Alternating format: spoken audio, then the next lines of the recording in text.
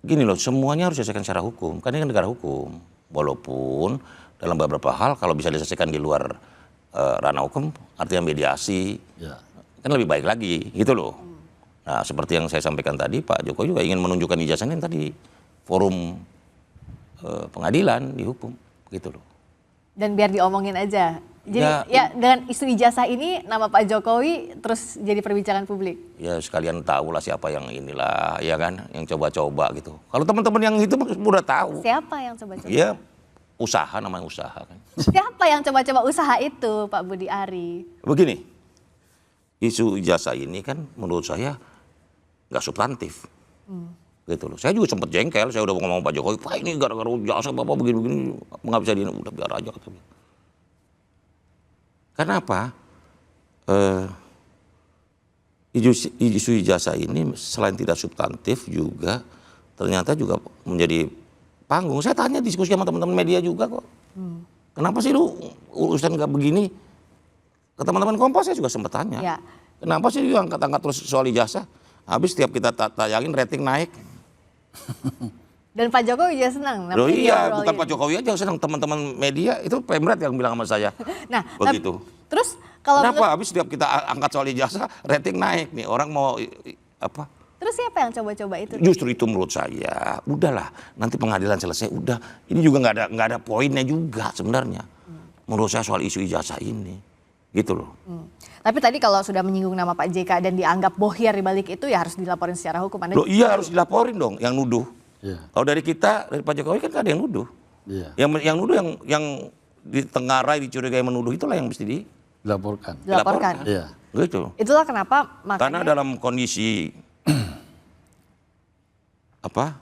kondisi yang terjadi itu selalu ada yang berusaha nembak dari atas kuda, bikin kisruh, bikin apa gitu loh. Seperti itu.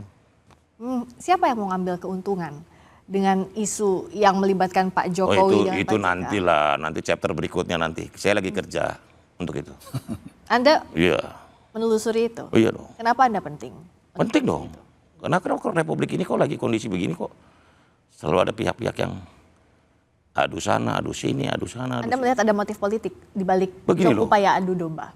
Pertanyaan kita harus gini, siapa yang paling diuntungkan dengan persatuan nasional kita? Atau kita balik pertanyaannya, siapa yang paling tidak menerima manfaat dari persatuan nasional kita? Atau siapa yang paling diuntungkan dari polemik ijazah Jokowi? Enggak, kita jangan ngomong ijazah. Negara ini sejak dulu selalu jadi ajang pertarungan proksi-proksi. Begitu loh. Kan dengan elit yang bersatu, persatuan nasional kita kan kuat. Oke. Nah, begitu loh. Saya menenggarai ini ada hal-hal yang membuat tidak nyaman kalau Indonesia kuat, Indonesia bersatu. Indonesia maju itu bukan membuat negara lain happy loh. Yang pengen maju itu kita sendiri sebagai anak bangsa. Makanya saya selalu bilang persatuan nasional. Pak Jokowi juga bilang persatuan nasional. Kedua, Indonesia maju itu cuma bisa diwujudkan kalau kita bersatu. Kita semua pengen maju. Jangan berharap negara lain pengen Indonesia maju.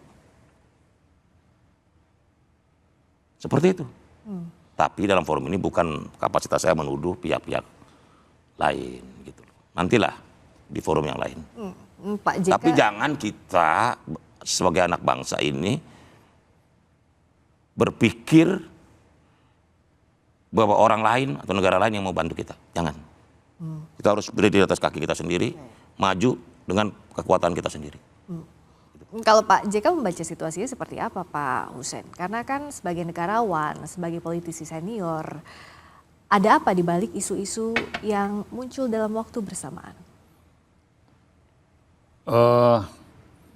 Bukan dari Pak JK ya, dari pengamatan saya.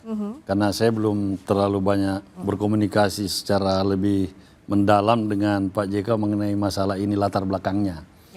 Tapi kalau saya lihat memang kayak seperti bagaimana menggoyang legasi beliau yang memang menjadi trademarknya selama ini.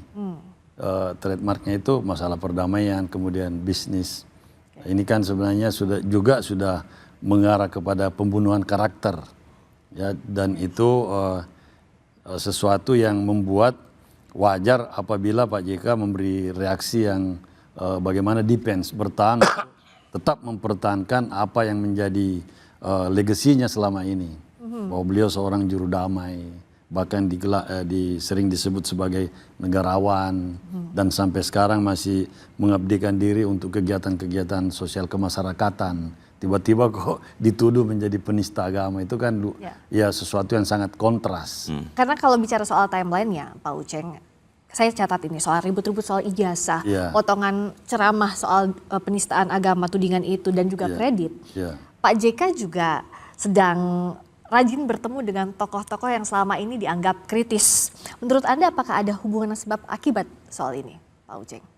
Iya, kalau Pak JK kan ini tokoh ya, jadi pas apapun kegiatannya, imbas atau impact sosial politiknya pasti ada. Pun demikian dengan Pak Jokowi atau yang lain lah, tokoh-tokoh lain. Nah, dengan rangkaian seperti itu, sebenarnya Pak JK tidak dalam posisi mengkondisikan semua yang tahapan-tahapan itu mengalir aja sebenarnya. Kebetulan bulan puasa memang sering diadakan buka bersama, tamu-tamu pun sering diskusi. Kemudian biasa spontan ada teman-teman media wawancara, kemudian muncul statement-statement, kemudian berkembang, hadir lagi tamu datang, ngobrol, diskusi, keluar lagi pernyataan, kadang-kadang bersama, yang tujuannya sebenarnya hanya untuk memberi masukan atau semacam saran kepada pemerintah. Download Tribun X sekarang, menghadirkan lokal menjadi Indonesia.